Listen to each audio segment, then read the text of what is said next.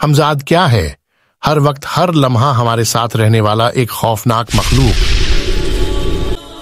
جو ہماری رگوں میں خون کی طرح دوڑتا ہے اور برائی کی طرف راغب کرتا ہے۔ انسان کا ہمشکل ساتھی کون ہے جو موت تک ہمارے ساتھ رہتا ہے؟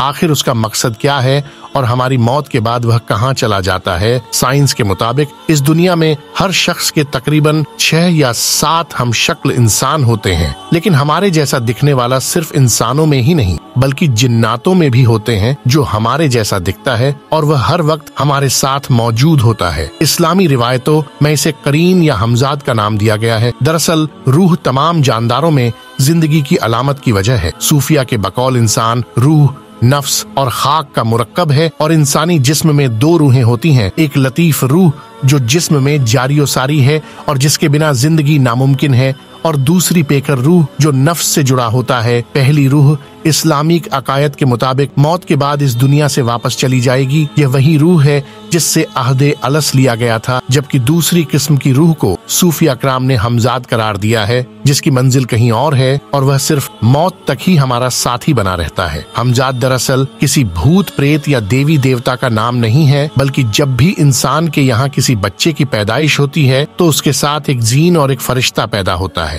اس جین کو ہی عربی میں وساوس اور فارسی میں ہمزاد کہتے ہیں۔ یہ انسانوں کو بری باتوں کی ترغیب دیتا ہے، دل دماغ میں شر پیدا کرتا ہے اور موت تک اسے انسان کے ساتھ رہتا ہے۔ ہمزاد شکل صورت میں بالکل اسی انسان کے جیسا ہوتا ہے جس کے ساتھ وہ پیدا ہوتا ہے، اور ہمزاد انسان کے ساتھ سوتے جاگتے اٹھتے بیٹھتے ہر وقت ساتھ ہوتا ہے۔ ابن کثیر کے مطابق جب اللہ نے ابلیس کو مہلت دی اور اس نے قسم کھائی کہ وہ انسان کو بہکائے گا، تو اللہ نے اس کے اس چیلنج کو قبول کر لیا کہ تو جس طرح چاہے تا قیامت کوشش کر لے۔ اس پر ابلیس نے اللہ سے کچھ ہتھیار طلب کیے، لہٰذا اس پر اللہ نے فرمایا کہ انسان کے ہر بچے کے ساتھ تیرا ایک بچہ پیدا ہوگا، تجھے ان کے دل تک رسائی دی جائے گی اور تو خون کی طرح ان کے رگوں میں دوڑے گا۔ قرین یا ہمزاد بالکل انسان کی شکل صورت کا ہوتا ہے، اس کا چال ڈھال، بات کرنے کا طریقہ اور آواز سب کچھ اس انسان کے جیسا ہوتا ہے جس کے ساتھ وہ پیدا ہوا ہو۔ ساری زندگی اس انسان کے ساتھ رہنے کی وجہ سے ہمزاد اس شخص کے بارے میں ہر ایک چیز جانتا ہے جو انسان تنہائی میں کرتا رہا، اور تمام باتیں بھی جو باقی دنیا کے لیے ایک راج ہے۔ جب کسی شخص کی موت ہوتی ہے تو ہمزاد اس کا ساتھ چھوڑ دیتا ہے اور کسی غیبی مقام پر چلا جاتا ہے جہاں وہ تا قیامت تک رہے گا، اور قیامت کے دن ہی اسے موت آئے گی۔ علماء نے لکھا کہ جو آدمی نیک ہوتا ہے اس کا ہمزاد بھی اس کی صحبت کی وجہ سے نیک اور صالح ہو جاتا ہے، اور جو شخص کفر اور برائی میں مبتلا رہتا ہے تو اس کا ہمزاد بھی کافر اور مشرک بن جاتا ہے۔ مرد انسان کے ساتھ جن ہمزاد اور عورت کے ساتھ جنیہ ہمزاد پیدا ہوتی ہے، لہٰذا حضرت عبداللہ ابن مسعود رضی اللہ تعالی عنہ سے روایت ہے کہ رسول اللہ صلی اللہ علیہ وسلم نے فرمایا کہ ایسا کوئی آدمی نہیں جس کے ساتھ ایک جن اور ایک فرشتہ موکل نہ ہو، ہر آدمی کے ساتھ اس کا قرین موکل ہے۔ صحابہ نے پوچھا، یا رسول اللہ، کیا آپ کے ساتھ بھی؟ اس پر آپ نے فرمایا، ہاں میرے ساتھ بھی، مگر اللہ نے مجھ کو اس پر غالب کر دیا ہے، وہ اسلام لے آیا ہے، بس اب وہ مجھے بھلائی کے سوا اور کچھ ترکیب نہیں دیتا ہے۔ اسی طرح ایک صحابی رسول حضرت وہیب بن منبع نے فرمایا کہ ہر انسان کے ساتھ ایک شیطان ہوتا ہے جو اس کے ساتھ مقرر ہے۔ کافر کا شیطان کافر کے ساتھ اس کے کھانے کے ساتھ کھاتا ہے، اس کے ساتھ اس کے پانی سے پیتا ہے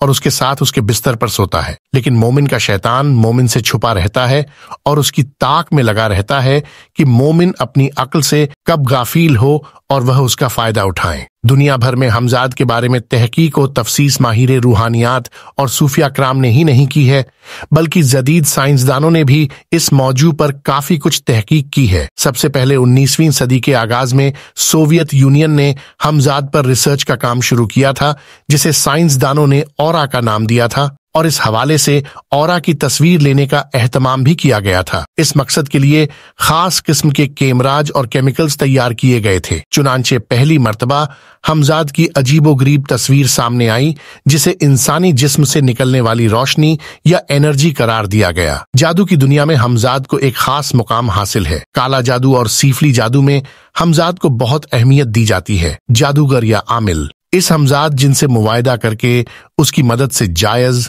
اور ناجائز کام کرواتے ہیں، لیکن وہ حمزاد عامل سے اپنی شرطیں پوری کرواتا ہے۔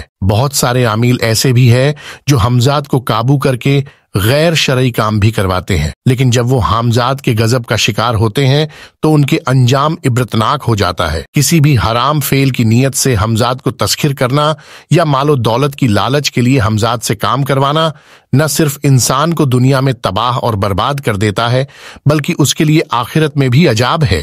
قرآن مجید میں حضرت سلیمان علیہ السلام کی ایک بہترین مثال ملتی ہے، جنہیں اللہ نے جناتوں پر حکومت عطا فرمائی تھی اور وہ آپ کے حکم کے تابع تھے، لیکن سلیمان علیہ السلام نے جناتوں سے ناجائز کام لینے کے بجائے ان سے مسجد تعمیر کروائی اور لوگوں کے فلاح کے لیے اچھے کام کروائے۔ یہ ان لوگوں کے لیے ایک مثال ہے جو حمزاد کو قابو کر کے ان کو برے کاموں کا ذریعہ بناتے ہیں۔ اللہ پاک ہمیں صراط مستقیم پر چلنے کی توفیق عطا فرمائے۔